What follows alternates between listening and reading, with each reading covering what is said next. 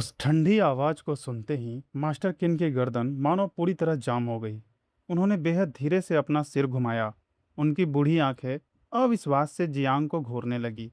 उनका दिमाग पूरी तरह सुन्न हो चुका था। क्या उनसे कोई बहुत बड़ी भूल हो गई थी? डिंग वांगपिंग जिस डिसाइपल को मौत के घाट उतारना चाहता था, वो कोई और नहीं बल्कि खुद जियांग था। अभी वो इस खतरनाक कश्मकश में डूबे ही थे कि डिंग वांगपिंग ने अपने जहरीले मुंह से फिर बकवास शुरू कर दी। मास्टर किन, यही वो नीच और कचड़ा इंसान है। जब तक ये जिंदा रहेगा, मुझे दिन रात चैन की सांस नहीं आएगी।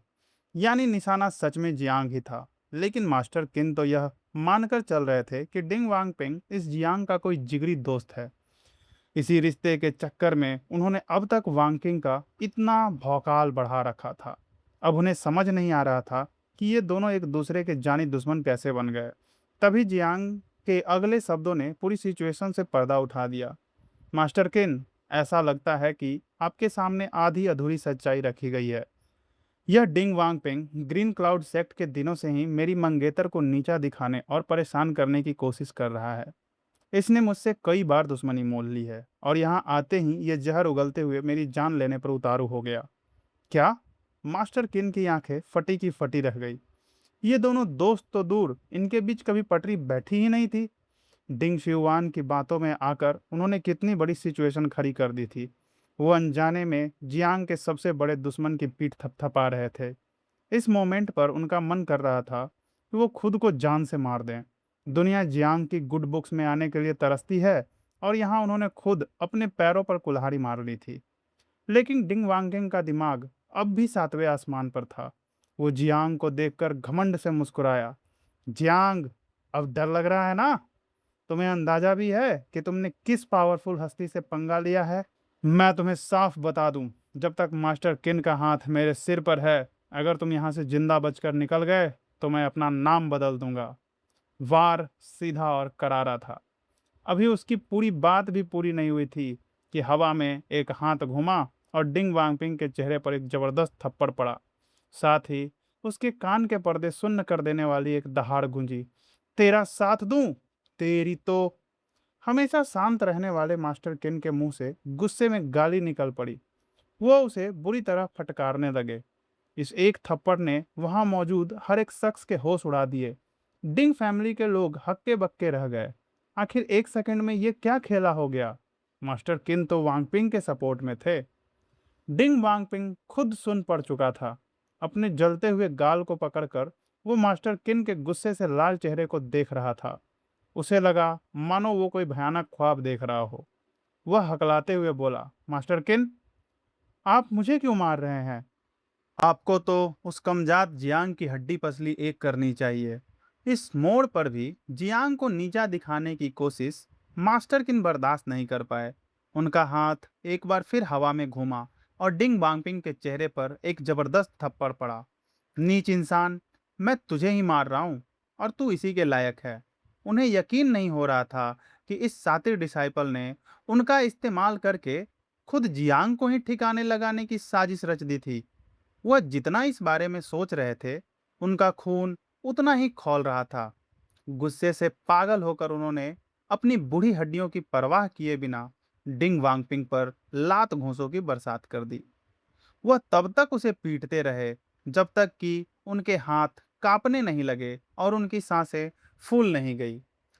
जब बची कुची ताकत भी खत्म हो गई, तब जाकर वह रुके। लेकिन उनके दिल की आग अब भी शांत नहीं हुई थी।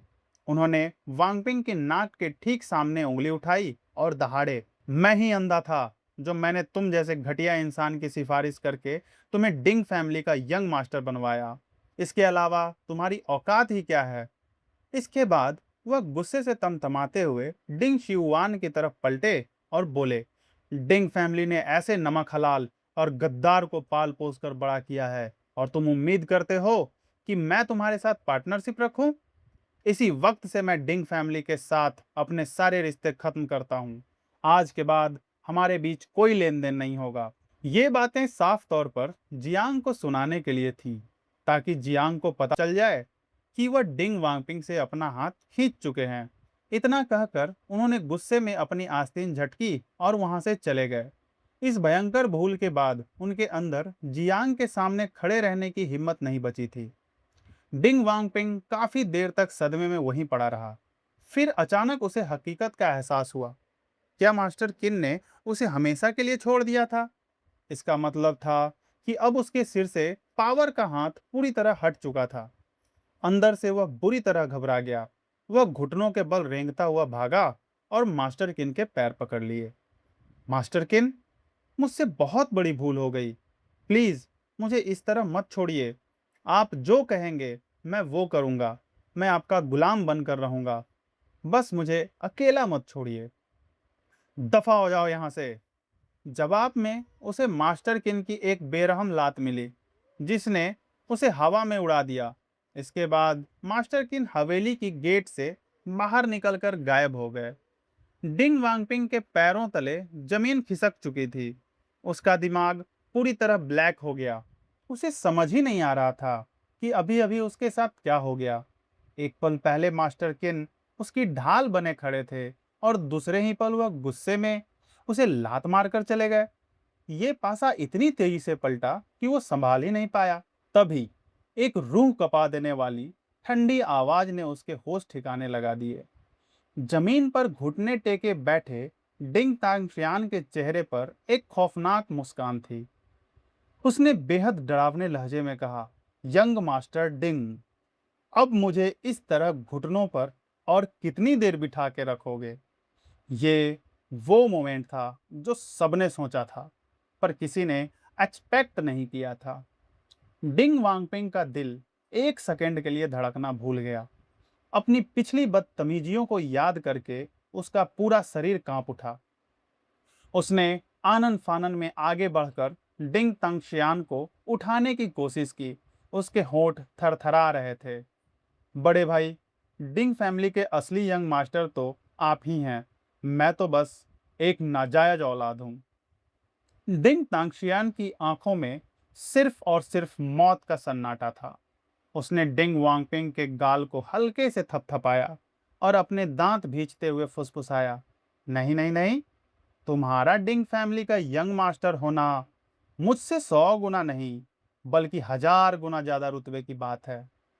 डिंग फैमिली के बाकी लोग भी अब धीरे धीरे इस सदमे से बाहर आ रहे थे। वानपिंग के लिए उनकी नजरों में अब सिर्फ और सिर्फ तबाही का मंजर था। डिंग शियुआन की आवाज में एक अजीब सा भारीपन था, ठीक वैसी ही खामोशी जो किसी बड़े तूफान के आने से पहले होती है। उसने कहा, खुद मास्टर किन भी तुम्हारी इस घटिया और नीच फितरत को बर्दाश्त नहीं कर पाए और तुम्हें लात मारकर बाहर कर दिया। ये बात बिल्कुल सच थी।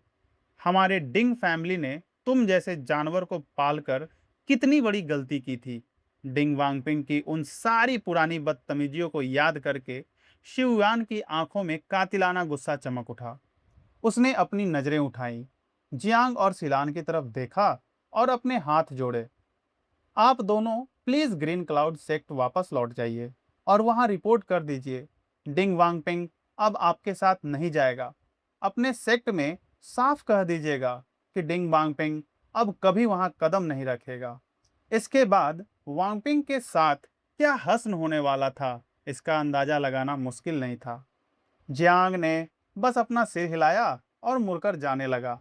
सिलान की आंखों में एक पल के लिए थोड़ी हिचकिचाहट दिखी, लेकिन डिंग वांगपिंग के उस पागलपन और घमंड को याद करते ही उसके दिल की बची खुची हमदर्दी भी हवा हो गई।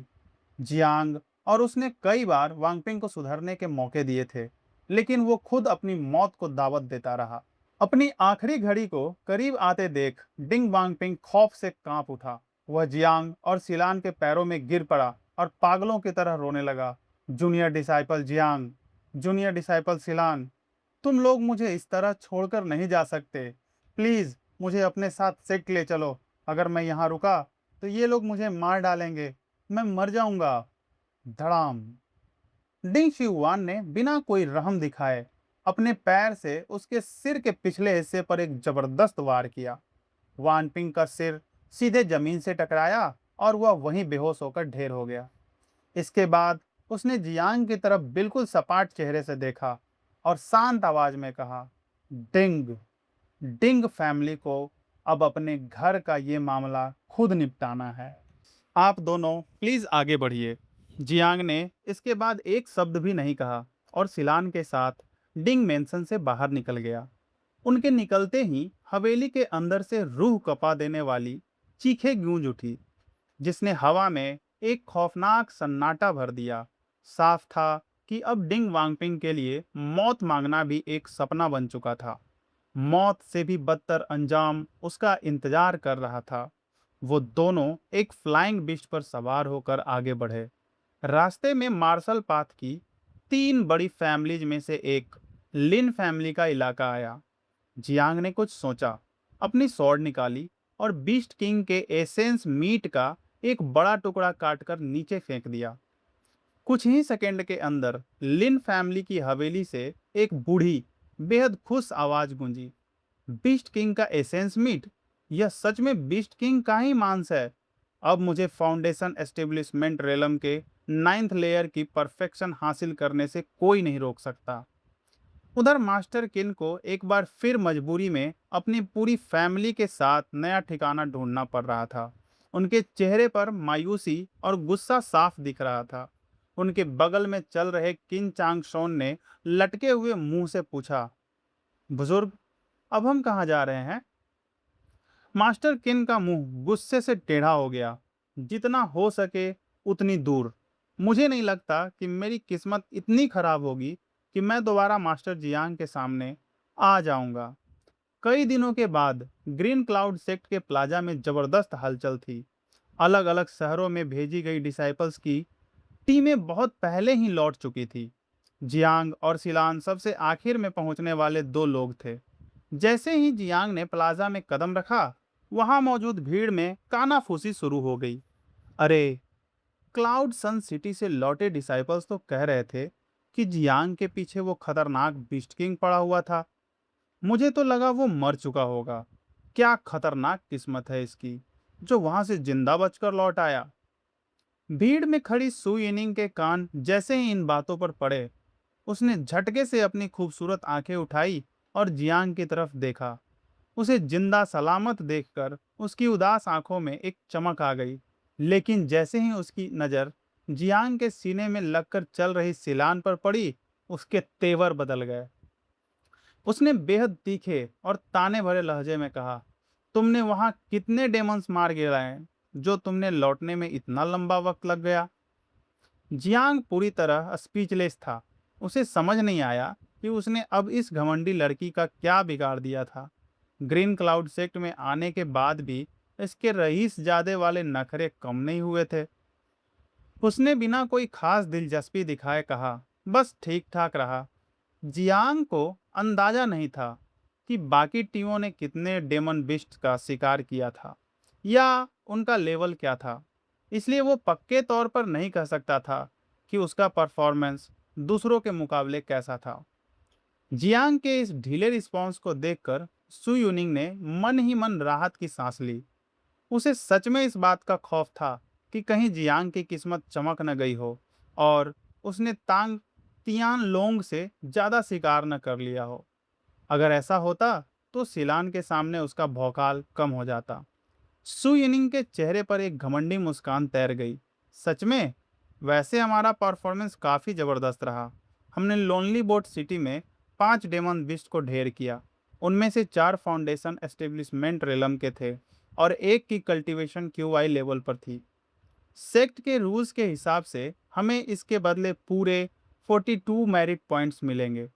यह सुनते ही आसपास खड़े डिसाइपल्स की आंखों में जलन और लालच साफ साफ दिखने लगा। आखिरकार तांग तियानलोंग का नाम ही काफी था। उसने अकेले ही लोनली बोट सिटी पर हमला करने वाले लगभग सारे डेमन बिस्ट का खात्मा कर दिया था। जाहिर है बाकी डिसाइपल्स को पॉइंट के लिए तगड़ा कंपटीशन करना पड़ा होगा।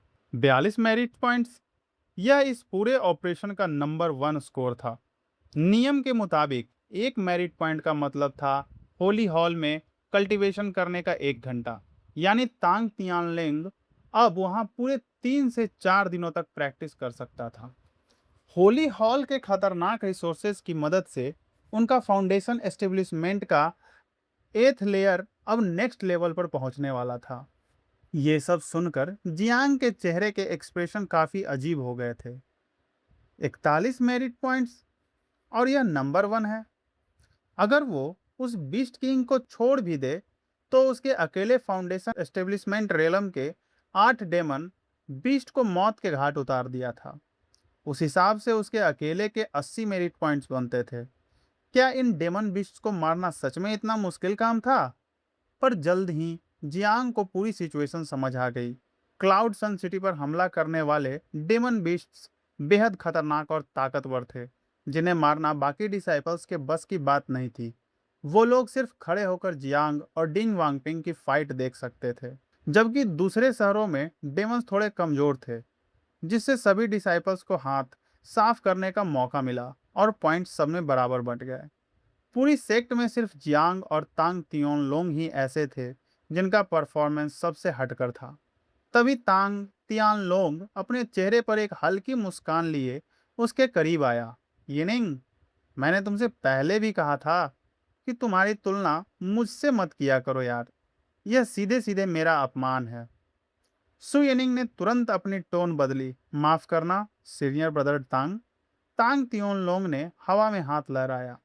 मैंने एक बार कहा था, मेरी टीम में रहने के फायदे किसी बेकार औरत के साथ रहने से कहीं ज्यादा नेक्स्ट लेवल के हैं।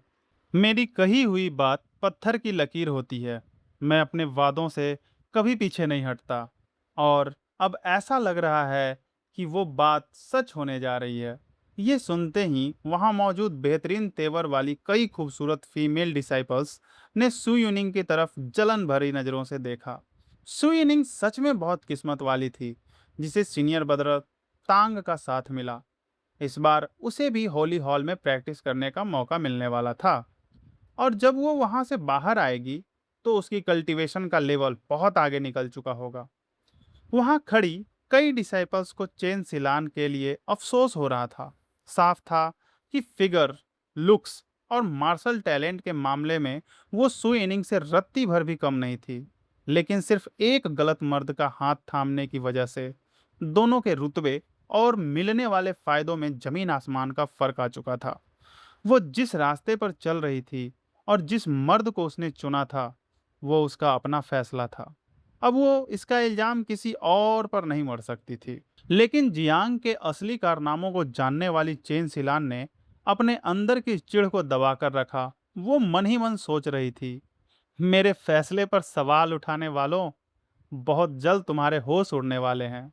बस थोड़ा सा इंतजार करो, फिर देखो कि मेरा मर्द जियांग कैसे तुम सबको पैरों तले रौंदते हुए धूल चटाता है। कुछ ही समय बाद सेक्ट मास्टर ल्यू वुचैन का एक विशाल पक्षी पर सवार होकर वहां पहुंचे। क्या सब वापस आ चुके हैं? सेक्ट मास्टर ल्यू वुचेन ने तेजी से पूरी भीड़ पर अपनी नजरें घुमाई। जैसे ही उन्होंने देखा कि उनका डिसाइपल जियांग भी जिंदा सलामत खड़ा है, उनके दिल को बड़ी राहत मिली। उन्हें डर था कि कहीं जियांग इस सिचुएशन में मारा न गया हो। आखिरकार जियांग का कल्टीवेशन लेवल अभी काफी कम था, और उन्होंने खुद भी उसे कोई खास रिसोर्सेज नहीं दिए थे। ठीक है, अब हर एक के कारनामों की गिनती शुरू की जाए। जिन डिसाइपल्स ने भी शिकार किया था, वो एक एक करके आगे आए और रिवार्ड एंड पनिशमेंट हॉल के डीकन से अपने नतीजों की जांच करवाकर रजिस्ट्रेशन करवाएं। सेक्ट मास्टर का हुक्म सुनते ही डिसाइपल्स आगे बढ़ने के लिए उतावले हो गए। सुप्रीम एल्डर के होली हॉल में कदम रखने का ख्याल ही उन सब के अंदर एक जबरदस्त जोश भर रहा था। यहाँ तक कि जिन डिसाइपल्स ने सिर्फ क्यूआई कल्टीवेशन लेवल के एक मामूली डेमन बिस्ट को मारा था, वे भी पूरे भौकाल के साथ अपना नाम दर्ज कराने के लिए आगे बढ़ रहे थे।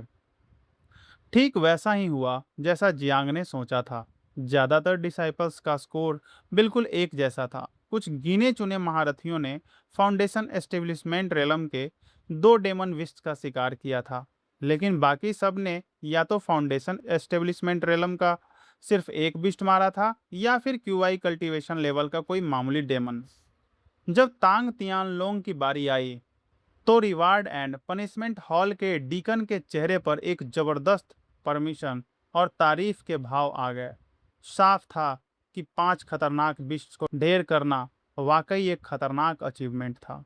तांग तियानलोंग के बाद कोई भी ऐसा नहीं था जिसने कोई बड़ा तीर मारा हो। तभी जियांग एक छोटा सा थैला हाथ में लिए आगे बढ़ा और उसने रिवार्ड एंड पनिशमेंट हॉल के डीकन के सामने रख दिया। डीकन ने अपनी आदत के मुताबिक थैला खोला और बिना किसी उम्मीद के सरसरी नजर अंदर डाली। एक डेवनपोर, रुकिए।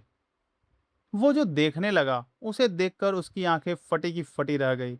वो पूरी तरह सन्न हो गया। उस थैले के अंदर एक या दो नहीं, बल्कि पूरे 8 डेमन कोर चमक रहे थे।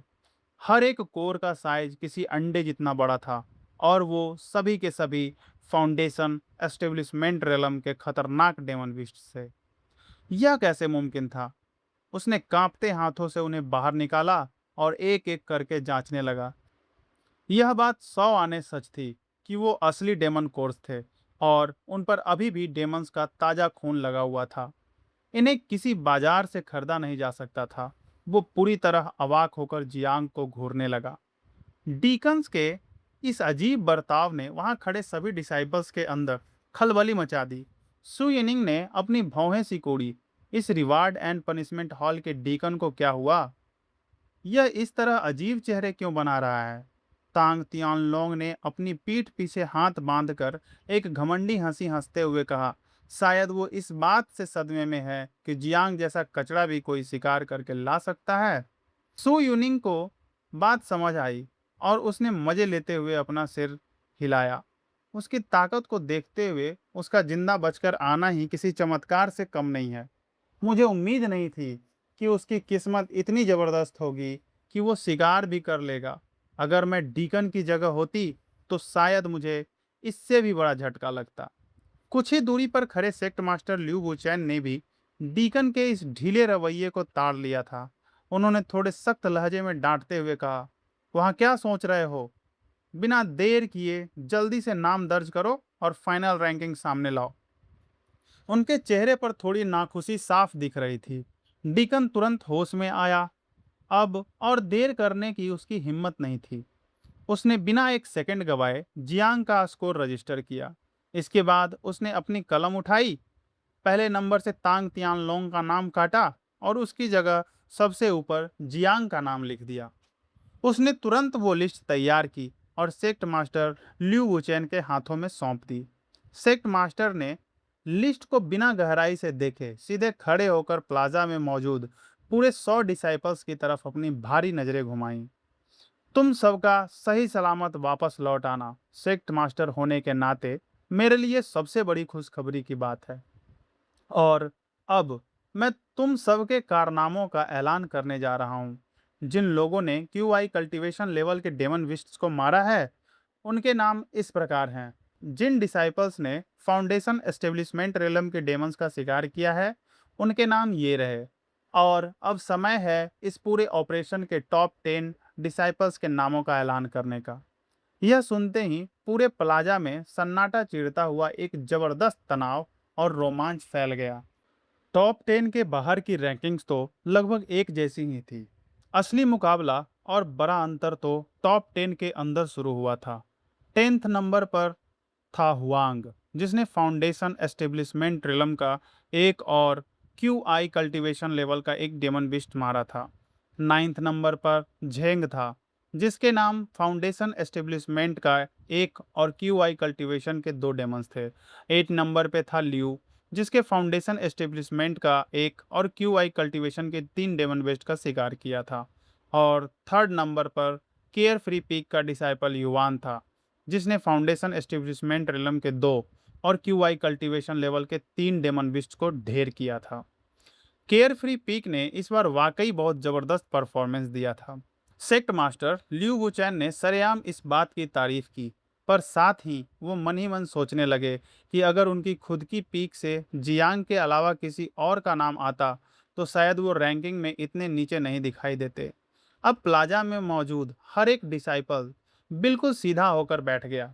सबकी आंखों में गहरी उत्सुकता थी कि आखिर सेकंड प्लेस पर कौन है, क्योंकि हर कोई जानता था कि तांग तियानलोंग के अलावा ऐसा कोई महारथी नहीं दिख रहा था जिसने युवान से ज्यादा शिकार किए हों।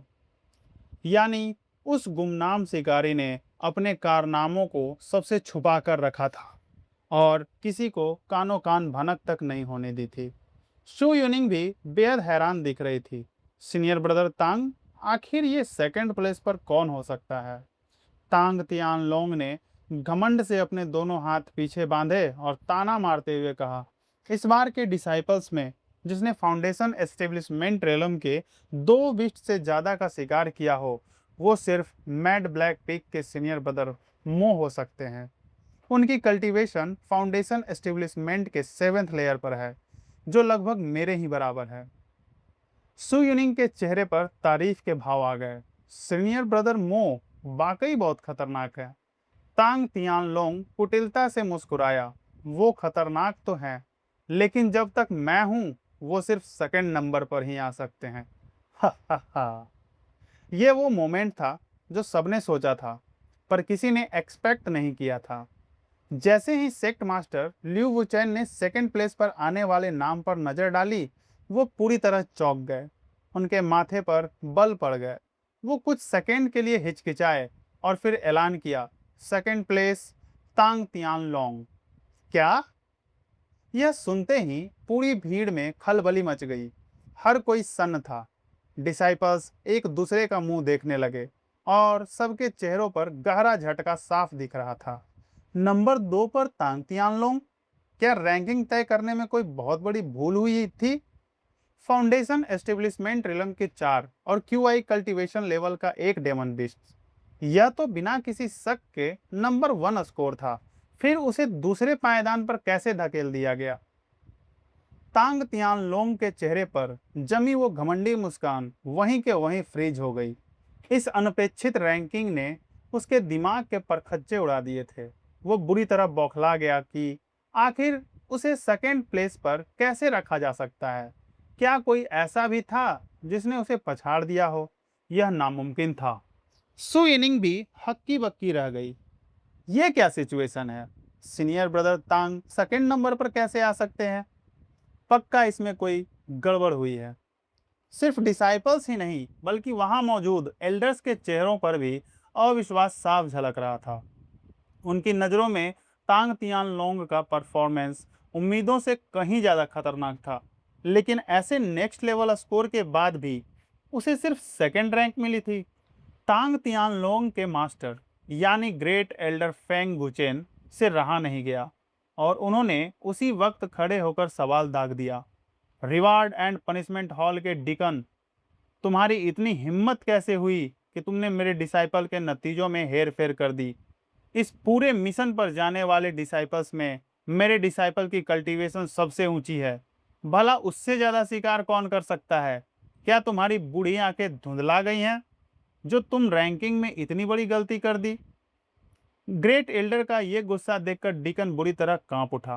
ग्रेट एल्डर से दुश्मनी मोल लेने की जरूरत उसमें कहाँ थी। उसने तुरंत खड़े होकर अदब से सिर झुकाया और कहा, ग्रेट एल्डर, रैंकिंग में कोई चूक नहीं हुई है। यह बात 100 आने सच है कि एक ऐसा डिसाइपल मौजूद है जिसका परफॉर्मेंस तांग तियानलोंग से कहीं ज्यादा बड़ा है। डीकन के मुंह से ये बात निकलते ही पूरे प्लाजा में सन्नाटा छा गया। यह साफ हो चुका था कि कोई तो था जिसने तांग तियानलोंग के भौकाल को मिट्टी में मिला दिया था।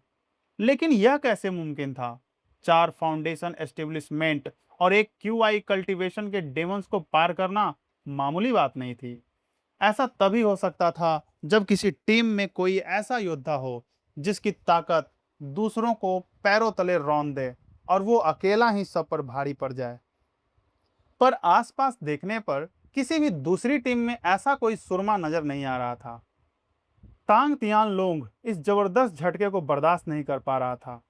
खुद को सबसे सीनियर और ताकतवर मानने वाले इस डिसाइपल को आज किसी ने कुचल कर दूसरे नंबर पर फेंक दिया था। उसके लिए यह सीधे सीधे उसकी इज्जत का कचरा होने जैसा था। उसने अपनी आवाज को ऊंचा किया, सेक्ट मास्टर, आखिर फर्स्ट प्लेस पर कौन है? प्लीज उसके नाम का ऐलान कीजिए ताकि मैं भी अपनी हार मान सकूं। उसकी आंखों में गुस्सा उबल रहा था। वो देखना चाहता था कि वो कौन है और उसने कितने शिकार किए हैं जो उसकी औकात तांग तियानलोंग से भी ऊपर निकल गई। उधर सेक्ट मास्टर लिu वुचेन भी अब जाकर होश में आए। सच तो यह था कि एक पल के लिए उन्हें भी लगा था कि कहीं रिकॉर्ड एंड पनिशमेंट हॉल के डीकन ने रैंकिंग में कोई बहुत बड़ी बेवकूफ़ी तो नहीं कर दी थी। उनकी नज़रें रैंकिंग लिस्ट पर टिक गईं। जैसे ही उन्होंने पहले पायदान पर देखा, उनके होश उड़ गए। यह दूसरी बार था जब उन्हें लगा कि रिवार्ड एंड पनिशमेंट हॉल के डीकन से कोई बहुत बड़ी भूल हुई है। फर्स्ट प्लेस पर अगर कोई और होता, तो वो फिर भी समझ सकते थे, लेकिन उनका अपना निकम्मा डिसाइपल जियांग वहां कैसे पहुंच सकता था? उन्होंने दोबारा शिकार की गिनती देखी, पूरे 8, और वो सभी के सभी फाउंडेशन एस्टेब्लिशमेंट रेलम के थे। इतना ही नहीं, डीकन ने अलग से नोट लिखा था कि ये सारे डेमंस फाउंडेशन एस्टेब्लिशमेंट स्टेज के लेट फेज के थे। उनका वो डिसाइपल जिसे वो किसी काम का नहीं समझते थे, उसने लेट स्टेज के इतने खतरनाक डेमंस को अकेले कैसे ढेर कर दिया? क्या उसने अपने मुंह से एक एक करके उन्हें काट खाया था? पक्का कोई गड़बड़ थी। 100% कोई झोल था। वो पहले पायदान को घूरते रहे। समझ नहीं आ रहा था कि इसका ऐलान करे या नहीं। एक फर्जी रैंकिंग पढ़ने का मतलब था सेक्ट में एक नया तूफान खड़ा करना। उधर बेसब्री से इंतजार कर रहे फेंग गुचेन का चेहरा गुस्से से उतर गया। सेक्ट मास्टर, आप अभी तक रुके क्यों हैं? कहीं ऐसा तो नहीं कि फर्स्ट प्लेस का ये नतीजा ही झूठा है? इस मोमेंट पर उन्हें शक होने लगा था कि ल्यू वुचैन कोई बेईमानी कर रहे हैं। तांग तियान लोंग को फर्स्ट प्लेस पर आते देख और री इनकारनेशन पीक का भौकाल बढ़ते देख वो जानबूझकर इस सच को दबा रहे थे। बाकी एल्डर्स भी उत्सुकता से देखने लगे और जोर देने लगे, सेक्ट मास्टर, बिना देर किए ऐलान कीजिए। हम भी तो देखें कि ये होनहार डिसाइपल किस पीक से ताल्लुक रखता है। वहां मौजूद डिसाइपल्स के बीच भी खलबली मची थी। वो सोच ही नहीं पा रहे थे कि आखिर वो कौन हो सकता है। ल्यू वुचैन ने तिरछी नजरों से फेंग गुचेन को देखा। क्या इन्हें सच में लगता है कि हर कोई ग्रेट एल्डर की तरफ सिर्फ चाले चलना जानता है? लेकिन अगर उन्होंने जियांग का नाम सरेआम पढ़ दिया, तो कोई इस बात पर यकीन नहीं करेगा कि इसमें कोई बेईमानी नहीं हुई है। कुछ पल सोचने के बाद उन्होंने उस लिस्ट को समेटा और कहा, फर्स्ट प्लेस का ऐलान अभी नहीं किया जाएगा। मैं इस डिसाइपल से बाद में अकेले में तसल्ली से बात करूंगा। यह कहते हुए उन्होंने जियांग की तरफ बेहद सख्त नजरों से देखा। भले ही वो नहीं जानते थे कि डीकन ने जियांग को नंबर 1 पर क्यों रखा था, लेकिन इसके पीछे पक्का जियांग की ही कोई चाल थी, जिसकी वजह से आज सेक्ट मास्टर के खुद के ईमान और उनके रुतबे पर आंच आ रही थी। वो मन ही मन सोच रहे थे कि इस लड़के को एक बार अच्छे से सबक सिखाना ही पड़ेगा। ये वो मोमेंट था जो सबने सोचा था, पर किसी ने एक्सपेक्ट नहीं किया था। लेकिन अगर वो ऐलान नहीं करते, तो क्या बाकी के लोग चुप बैठते? फेंग गुचेन का शक और गहरा हो गया और वो गुस्से में हंसते हुए बोला, सेक्ट मास्टर, मैं समझ सकता हूँ कि आप री इनकारनेशन पिक को सेक्ट मास्टर पिक से आगे निकलते नहीं देखना चाहते, लेकिन इस तरह सरेआम हमारी मेहनत को कुचलना, क्या ये कुछ ज्यादा नहीं है? तांग तियान लोंग को भी आखिरकार ये लगने लगा कि उसके सेकंड रैंक पर आने की वजह उसकी कमजोर कल्टीवेशन नहीं, बल्कि दो पिक्स के बीच की आपसी गुटबाजी है। उसके चेहरे पर अपमान और नफरत का भाव साफ दिख रहा था। सेक्ट मास्टर, मैं हमेशा आपको एक सच्चा, दरिया दिल और इंसाफ पसंद इंसान समझता था। मेरे दिल में आपके लिए बहुत इज्जत थी, लेकिन मुझे उम्मीद नहीं थी कि आप पिक्स की इस आपसी लड़ाई में इतना गिर जाएंगे कि मुझे नीचा दिखाने लगेंगे। अगर मेरा ये परफॉर्मेंस आपके दिल को ठेस पहुंचा रहा है, तो ठीक है, मैं अपनी इस सेकंड रैंक को ही अपनी किस्मत मान लेता हूँ। इन दोनों मास्टर और डिसाइपल्स की जोड़ी ने मिलकर एक ऐसा पासा फेंका कि ल्यू गुचैन पूरी तरह विलेन बनकर सामने आ गए। इस बात ने ल्यू गुचैन को अंदर तक झकझोर दिया और वो गुस्से से तमतमा उठे। उन्हें लग रहा था मानो उन्हें जलते हुए अंगारों पर खड़ा कर दिया गया हो। अगर वो ऐलान नहीं करते, तो उन पर री इनकारनेशन पीक को दबाने का इल्जाम लगता, और अगर वो नाम पढ़ देते, तो डिसाइपल्स के बीच फैली नाखुशी और कानाफूसी से बेईमानी का ये दाग उनके माथे पर हमेशा के लिए लग जाता। उधर जियांग के चेहरे पर भी नाखुशी साफ दिख रही थी। आखिर यहाँ क्या बकवास चल रही थी?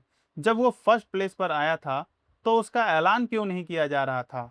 और बाद में अकेले में बात करने का क्या मतलब था? क्या उसके इस शानदार परफॉर्मेंस को अमान्य कर दिया गया था? अगर ऐसा था तो डेमन बिस्ट का शिकार करने के लिए उसने जो खतरनाक मेहनत की थी वो सब मिट्टी में मिल जाती।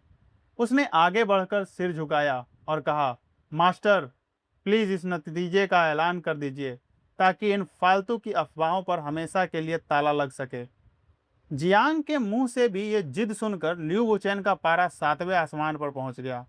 तुमने खुद ये रायता फैलाया है और अब तुम ही इस आग में घी डालने का काम कर रहे हो। उन्हें पता था कि नाम का ऐलान होते ही जियांग हर एक की नज़रों में खटकने लगेगा और सब उस पर शक करेंगे। फिर उसकी बेईमानी का जो भी तरीका हो वो सबके सामने आ जाएगा और इज्जत का कचरा किसी और का नहीं बल्कि खुद जियांग का ही होगा। मास्टर, प्लीज ऐलान कर दीजिए। जियांग ने दोबारा दबाव डाला। लिu वुचेन गुस्से से पूरी तरह पागल हो चुके थे। ठीक है, अगर तुम खुद अपनी तबाही को दावत दे रहे हो तो बाद में अपने मास्टर को दोष मत देना कि उन्होंने तुम्हें बचाने की कोशिश नहीं की। उन्होंने बिना एक सेकंड गवाए उस लिस्ट को दोबारा खोला और पूरी ताकत से चिल्लाकर सरेआम ऐलान किया, फर्स्ट प्लेस। जो प्लाजा अभी कुछ देर पहले तक शोर से गूंज रहा था, वहां अचानक एक ऐसा सन्नाटा छा गया मानो सबकी सांसें रुक गई हों। हर कोई अपने कान खड़े किए बस यह जानने के लिए बेताब था कि आखिर सेक्ट मास्टर ने तांग तियान लोंग के भौकाल को कुचलने के लिए किस डिसाइपल का नाम छुपा रखा है। सब मन ही मन अंदाजा लगाने लगे। पहली बात तो यह साफ थी कि वो शख्स री इनकारनेशन पीक का नहीं हो सकता था। दूसरी बात, उसकी ताकत भी ऐसी नेक्स्ट लेवल होनी चाहिए जो तांग तियांग लोंग को टक्कर दे सके, वरना यहाँ कोई भी इस बात को मानने के लिए तैयार नहीं होता। तांग तियान लोंग ने घमंड से अपने दोनों हाथ अपने सीने पर बांधे और ठंडे चेहरे के साथ खड़ा रहा। वो किसी भी कीमत पर यह हार मानने के लिए तैयार नहीं था। उसका इरादा साफ था, वो खुद उस डिसाइपल के शिकार की जांच करेगा और सबके सामने उसकी बेईमानी का पर्दाफाश करके रख देगा। तांग तियान लोंग से फर्स्ट प्लेस छीनने का ख्वाब ये नामुमकिन था। ग्रेट एल्डर फेंग गुचेन ने भी नफरत से हुंकार भरी और चारों तरफ ठंडी निगाहें घुमाई। वो भी देखना चाहते थे कि आखिर किस पिक का डिसाइपल इतना निडर हो गया है जो री इनकारनेशन पीक को नीचा दिखाने के लिए सेक्ट मास्टर के साथ मिलकर ये चाल चल रहा है। उन्हें यकीन था कि बहुत जल्द उस गुटबाजी करने वाले की सरेआम इज्जत का कचरा होने वाला है। उसी वक्त सेक्ट मास्टर लिu वुचेन ने एक गहरी सांस ली और आखिरकार उस नंबर 1 नाम का ऐलान कर दिया, जियांग। क्या? जियांग? पूरे प्लाजा में पहले एक सेकंड के लिए मौत का सन्नाटा सा पसर गया और फिर उसके बाद जो शोर उठा उसने सबके कान के पर्दे सुन्न कर दिए। वो धमाका पहले से कहीं ज्यादा खतरनाक था। फर्स्ट प्लेस पर जियांग, वो डिसाइपल जिसके पास कोई स्पिरिट रूट तक नहीं है।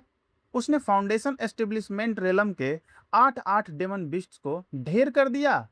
यह कोई घटिया मजाक नहीं था। किसी ने सपने में भी नहीं सोचा था कि जिस जियांग को सब कचरा समझते थे वो नंबर 1 बन पाएगा। हर कोई जानता था कि मिशन पर रवाना होने से पहले सेक्ट मास्टर लिu वुचेन ने उसे फूटी कौड़ी तक नहीं दी थी। ऐसे में उसका सही सलामत वापस लौट आना ही अपने आप में एक चमत्कार था। फिर भला उसने 8 फाउंडेशन एस्टेब्लिशमेंट के डेमंस का शिकार कैसे कर लिया? जब आम डिसाइपल्स के बीच इस कदर पैरों तले जमीन खिसक चुकी थी तो अंदाजा लगाया जा सकता था कि तांग तियान लोंग के दिल पर क्या गुजर रही होगी। जैसे ही उसे पता चला कि पहले नंबर पर जियांग है, वो काफी देर तक सुन्न खड़ा रहा। फिर अचानक वो पागलों की तरह आसमान की तरफ देखकर हंसने लगा। जियांग, तो वो शिकारी जियांग है। मैं, यानी खुद तांग तियान लोंग, आज इस जियांग से पीछे रह गया। उसकी ये गूंजती हंसी पूरे प्लाजा पर भारी पड़ रही थी, लेकिन हर कोई उस हंसी के पीछे छिपे खतरनाक गुस्से और जिल्लत को साफ साफ महसूस कर सकता था। अगर उसकी जगह कोई और होता तो वो शायद सह लेता, पर ये वही जियांग था जिसे वो अपने जूतों की धूल समझता था। और जिससे तुलना करना भी वो अपना अपमान मानता था, आज उसी शख्स को उसके सिर पर बैठा दिया गया था। यह उसके ईगो पर सीधा और करारा वार था। ग्रेट एल्डर फेंग गुचेन का भी झटका अब गुस्से के ज्वालामुखी में बदल चुका था। वो दहाड़े, ल्यू बुचैन, तो इसलिए तुम इतनी देर से कतरा रहे थे? तुमने सीधे अपने ही डिसाइपल को नंबर वन बना दिया। बहुत अच्छे। अगर तुम्हें मेरी री इनकारनेशन पीक को नीचा ही दिखाना था, तो कम से कम किसी ऐसे डिसाइपल को चुनते जिस पर लोग यकीन कर सकें। एक बिना स्पिरिट रूट वाले डिसाइपल को मेरे डिसाइपल से ऊपर खड़ा कर दिया। तुम्हें लगता है कोई तुम्हारी इस बात को मानेगा? हम्म? सेक्ट के बाकी एल्डर्स भी पूरी तरह स्पीचलेस खड़े थे।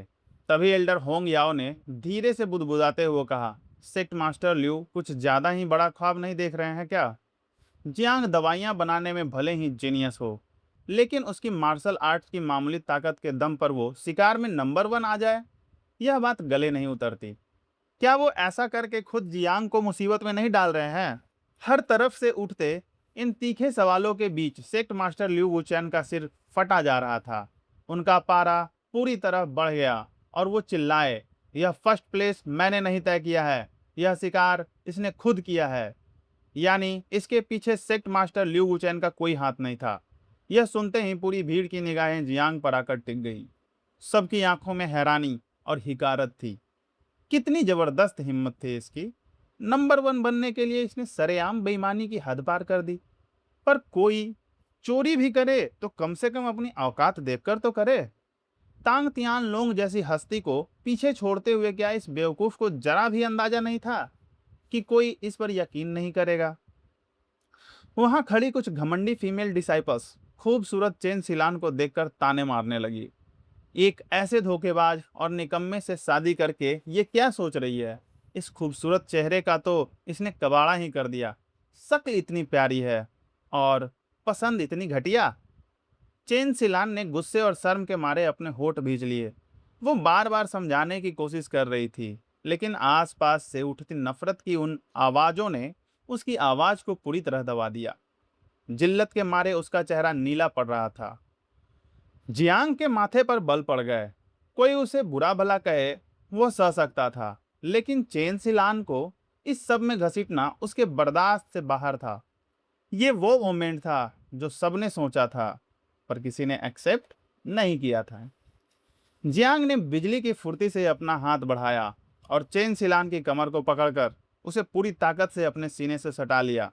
उसे अपने प्रोटेक्शन में लेते हुए उसने बेहद रौबदार और दबंग आवाज में कहा, अगर यह बेईमानी भी है तो यह साफ दिखता है कि मुझ में इतनी काबिलियत और पावर है कि मैं रिवार्ड एंड पनिशमेंट हॉल के डीकन को सरेआम खरीद सकूं और पूरी रैंकिंग को अपने इशारों पर बदलवा सकूं। क्या तुम में से किसी माई के लाल में इतनी हिम्मत है? तुम में या तुम सब में? अगर नहीं है तो अपना ये बकवास मुंह बंद रखो। उसकी इस खतरनाक दहाड़ और भौकाल ने पूरे प्लाजा को हिलाकर रख दिया। जो भीड़ अभी तक पागलों की तरह चिल्ला रही थी, वो एक सेकंड में बिल्कुल खामोश हो गई। वहां खड़ी कई फीमेल डिसाइपल्स गुस्से के मारे अपने दांत पीसने लगीं, लेकिन उनमें से कोई भी पलटकर जवाब देने की हिम्मत नहीं कर सकी। वजह साफ थी, जियांग की बात में दम था। खुद सेक्ट मास्टर, एल्डर्स और सैकड़ों डिसाइपल्स के सामने रिकॉर्ड एंड पनिशमेंट हॉल की डीकन से सरेआम हेरफेर करवा लेना कोई मामूली बात नहीं थी। इसके लिए किस लेवल पर जिगरा और पावर चाहिए यह सब जानते थे। भीड़ में खड़ी सु यूनिंग ने गुस्से में अपनी मुट्ठियां भींच ली। जियांग जिस तरह पूरी सेक्ट के सामने अकेले खड़ा होकर चेन सिलान की ढाल बना हुआ था, उसे देखकर सु यूनिंग के दिल में जलन का ज्वालामुखी फट रहा था। उससे अब और रहा नहीं गया। वो चिल्लाई, बड़ी बड़ी बातें करने से सच नहीं बदल जाता। बेईमानी तो बेईमानी ही होती है। तुम्हारी क्या औकात जो तुम सीनियर ब्रदर्स तांग से ऊपर रैंक हासिल कर सको? जियांग ने उसकी तरफ एक ठंडी और जानलेवा निगाह डाली। क्योंकि मैंने उससे ज्यादा डेमंस का शिकार किया है। क्या इस बात से तुम्हें कोई दिक्कत है? यह सुनते ही तांग तियानलोंग गुस्से से हंस पड़ा। जियांग, ओ जियांग, पूरी सेक्ट तुम पर थूक रही है। सब तुमसे नफरत करते हैं, फिर भी तुम अपनी इस घटिया जिद पर अड़े हो। तुम्हें क्या लगता है कि तुम आज यहां से साफ बचकर निकल जाओगे? मैं तुम्हें बता दूं, यह नामुमकिन है। वो बड़े बड़े कदम बढ़ाता हुआ सीधे रिवार्ड एंड पनिशमेंट हॉल के डीकन की तरफ बढ़ा। अपनी सातिर नजरों से उसने पूरे टेबल को स्कैन किया और तुरंत उस थैले को ढूंढ लिया जिसे जियांग ने अभी अभी सौंपा था। उसने झटके से उस थैले को हवा में लहराया और कुटिलता से मुस्कुराते हुए बोला, तुम्हारी बेईमानी का सारा कच्चा चिट्टा इस थैले के अंदर बंद है। अब भी कुछ कहना है? उसे लगा था कि जियांग अब डर के मारे कांपने लगेगा, लेकिन पासा पूरी तरह पलट गया। जियांग के चेहरे पर रत्ती भर भी सिकन नहीं थी। जिसका दामन साफ हो, उसे किसी के बाप से डरने की जरूरत नहीं होती। तांग तियान लोग ने गुस्से में तिलमिलाते हुए थैले की रस्सी को एक ही झटके में खोल दिया और पूरी ताकत से चिल्लाया, ठीक है, अगर तुम्हें अपनी इज्जत का कचरा कराने का इतना ही शौक है तो मैं तुम्हारी ये ख्वाहिश भी पूरी कर देता हूँ। आज खुद सेक्ट मास्टर, सभी एल्डर्स और सारे डिसाइपल्स इस सेक्ट मास्टर पीक के डिसाइपल का असली चेहरा अपनी आंखों से देखेंगे। ग्रेट एल्डर फेंग गुचेन को भी बैठे बिठाए एक जबरदस्त मौका मिल गया था। उन्होंने सेक्ट मास्टर ल्यू गुचेन पर सीधा निशाना साधते हुए कहा, सब के सब गौर से देखो, देखो कि हमारे सेक्ट मास्टर का ये लाडला डिसाइपल हमें बेवकूफ बनाने के लिए किस हद तक गिर गया है। सेक्ट मास्टर ल्यू वुचेन ने बेबसी में अपने चेहरे पर हाथ फेरा। उन्होंने जियांग की तरफ एक जलती हुई निगाह डाली। ये लड़का आज सरेआम उनकी और पूरी सेक्ट मास्टर पीक की इज्जत को मिट्टी में मिलाकर ही दम लेगा क्या? तांग तियानलोंग ने हवा में अपना हाथ घुमाया और उस थैले को सीधे जमीन की तरफ उलट दिया। गोल गोल चीजें एक एक करके नीचे गिरने लगीं और पत्थरों से टकराकर एक खनकती हुई आवाज गूंज उठी। तांग तियांग लोंग ने नीचे देखा तक नहीं और घमंड में अंधा होकर हंसने लगा।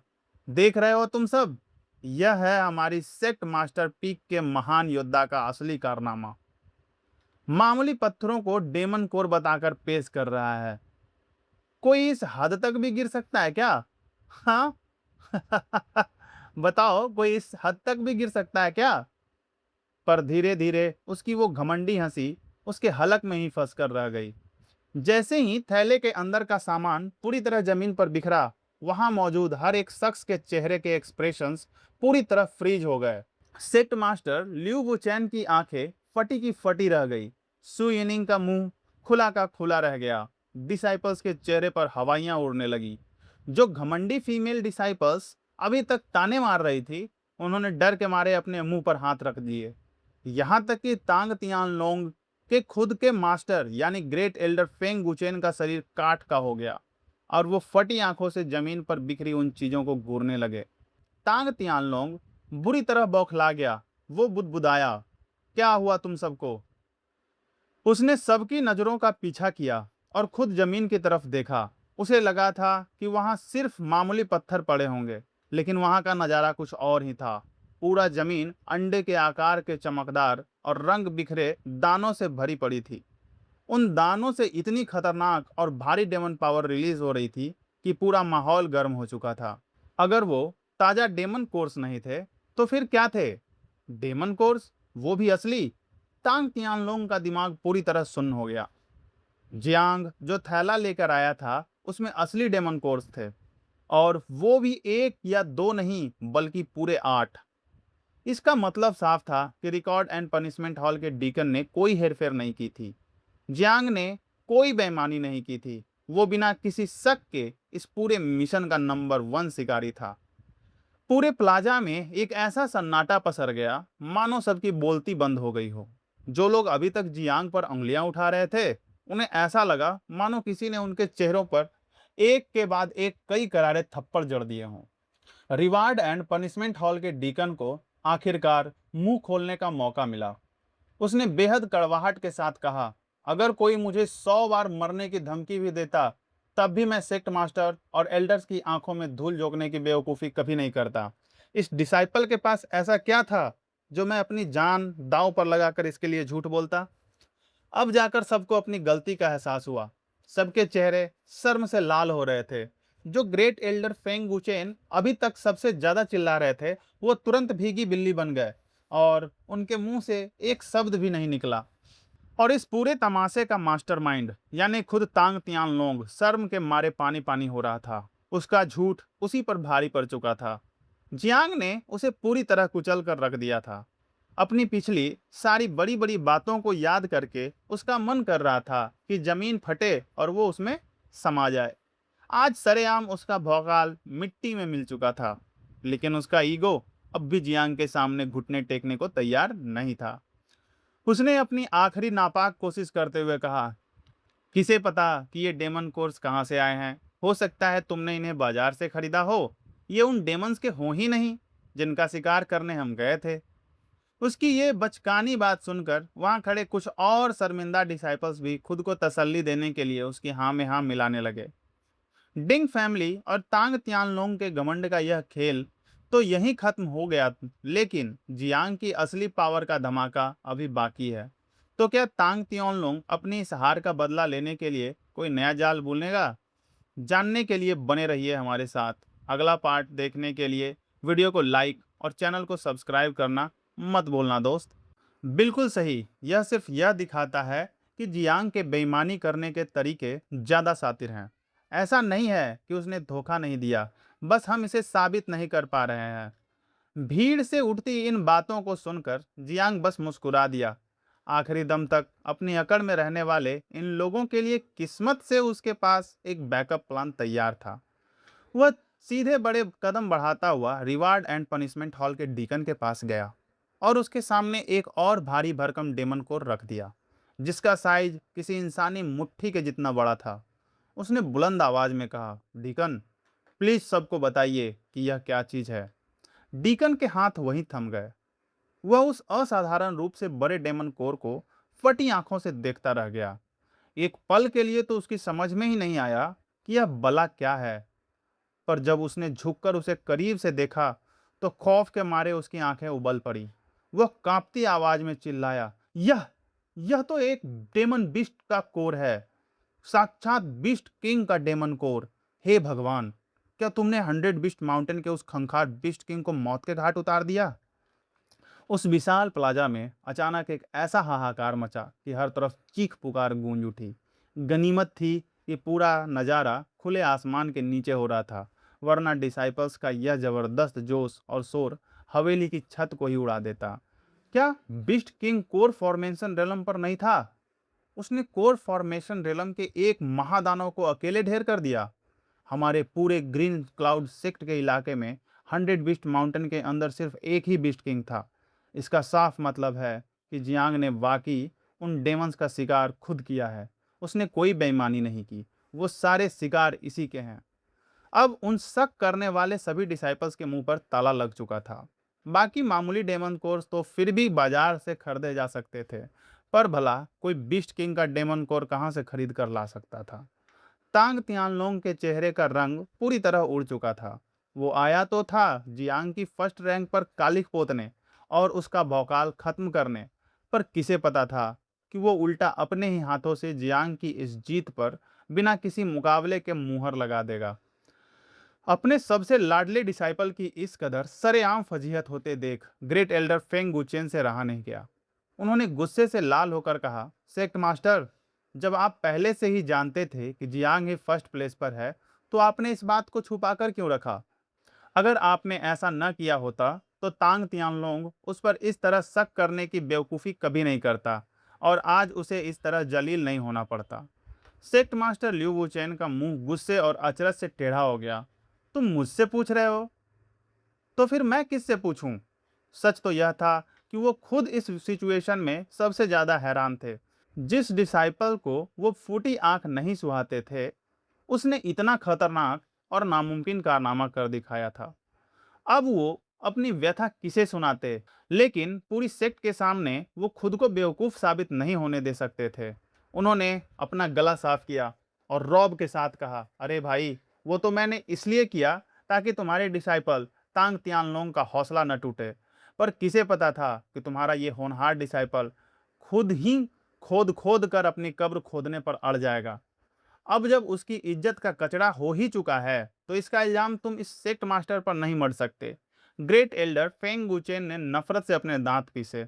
आज सच में वो खुद चलकर अपनी जिल्लत का सामान लेने आए थे। न सिर्फ उनका पूरा रुतबा मिट्टी में मिल चुका था, बल्कि उनकी आंखों के सामने सेक्ट मास्टर पीक का भौकाल 7वें आसमान पर पहुंच गया था। पर सिचुएशन यहाँ खत्म नहीं हुई थी। जियांग इस मामले को इतनी आसानी से रफा दफा करने के मूड में बिल्कुल नहीं था। उसने घमंड से अपने दोनों हाथ पीछे बांधे और सीधे तांग तियानलोंग की आंखों में आंखें डालकर कहा, क्या अब भी तुम्हें कोई शक है? सेकंड प्लेस पर आने वाले तांग तियानलोंग। यह आखिरी वाक्य सीधे तांग तियानलोंग के कलेजे को चीरने वाला एक कातिलाना पंच था। यह सुनते ही वहां खड़े कई डिसाइपल्स के होठ अनजाने में ही भींच गए। तांग तियानलोंग अपनी इस जिल्लत से पूरी तरह बौखला गया। वो सरेआम पागलों की तरह चिल्लाया, तो क्या हुआ अगर तुमने मुझसे ज्यादा शिकार कर लिए? इससे तुम्हें बस होली हॉल में प्रैक्टिस करने का थोड़ा ज्यादा समय ही मिलेगा। हाँ, तुम जैसे बिना स्प्रिट रूट वाले कचड़े को चाहे जितना भी समय मिल जाए, तुम्हारी इस कल्टीवेशन का क्या खाक फायदा होने वाला है? जियांग ने बेफिक्री से अपने कंधे उचकाए। भले ही मैं कल्टीवेशन न कर सकूं, पर क्या मैं अपनी दो दो पत्नियों के साथ ऐश नहीं कर सकता? यह कहते हुए उसने भीड़ में खड़ी सु यूरेन की तरफ इशारा किया। सु यूरेन ने जैसे ही खुद का नाम सुना, वो पूरी महफिल के सामने शर्माती हुई दौड़कर जियांग के पास आई और लाड से शिकायत करने लगी, तुम्हारे साथ चेन सिलान का जाना ही काफी था, फिर मुझे इस सब में घसीटने की क्या जरूरत थी? इतने सारे लोग हमें देख रहे हैं, मुझे कितनी शर्म आ रही है। जियांग ने बिना एक पल गवाए उसे भी खींचकर अपने सीने से लगा लिया और खुलकर हंसते हुए बोला, यह मैंने इसलिए किया ताकि जो लोग तुमसे जलते हैं और पीठ पीछे तुम्हारी बदनामी करते हैं, वो अपनी इन खुली आंखों से साफ साफ देख सकें कि तुमने अपने मर्द को चुनने में कोई गलत फैसला नहीं किया था। यह बात सुनते ही सुयुरन की आंखों में एक अनोखी चमक आ गई। उसने अनजाने में ही अपना खूबसूरत सर घमंड से थोड़ा ऊपर उठा लिया। वो बला की खूबसूरत थी, उसका स्प्रिट रूट भी नेक्स्ट लेवल था, लेकिन उसका मंगेतर बिना स्प्रिट रूट वाला जियांग था। इस वजह से सेक्ट में उसके खिलाफ गुटबाजी और गपशप करने वालों की कभी कमी नहीं रही। कई जलने वाले तो उसे अंधा तक कहते थे। उसने आज तक कभी पलटकर जवाब नहीं दिया था, क्योंकि जियांग के पास वाकई कोई स्प्लिट रूट नहीं था और वो चाहकर भी इस सच को झुठला नहीं सकती थी। पर आज उसका सीना गर्व से चौड़ा हो चुका था। अब किसकी इतनी हिम्मत थी जो उसके मंगेतर को नाकाबिल कह सके? कौन अब उसकी पसंद पर उंगली उठाने की जुर्रत कर सकता था? उधर जियांग की वजह से सु यूरेन और चेन सिलान दोनों को इस कदर पूरे सेक्ट के सामने भौकाल काटते देख सु येनिंग के बदन में आग लग गई थी। वो नफरत से अपने लाल होठ चबा रही थी और बिना एक शब्द बोले उन्हें घूरती रही। जब तांग तियानलोंग ने उसके चेहरे के इन बदलते भावों को देखा, तो उसे अपने वजूद पर एक और जबरदस्त चोट महसूस हुई। मिशन पर रवाना होने से पहले उसने सु यूनिंग के सामने बड़े बड़े दावे किए थे कि वो जियांग को धूल चटा देगा, पर आज पासा पूरी तरह पलट चुका था। क्या तांग तियानलोंग अपनी इस भयानक जिल्लत का बदला लेने के लिए होली हॉल के अंदर कोई नया खूनी खेल खेलेगा, या जियांग अपनी दोनों पत्नियों के दम पर पूरी सेक्ट को अपने कदमों में झुका देगा? जानने के लिए बने रहिए हमारे साथ। अगला धमाकेदार पार्ट देखने के लिए वीडियो को लाइक और चैनल को सब्सक्राइब करना मत भूलिएगा।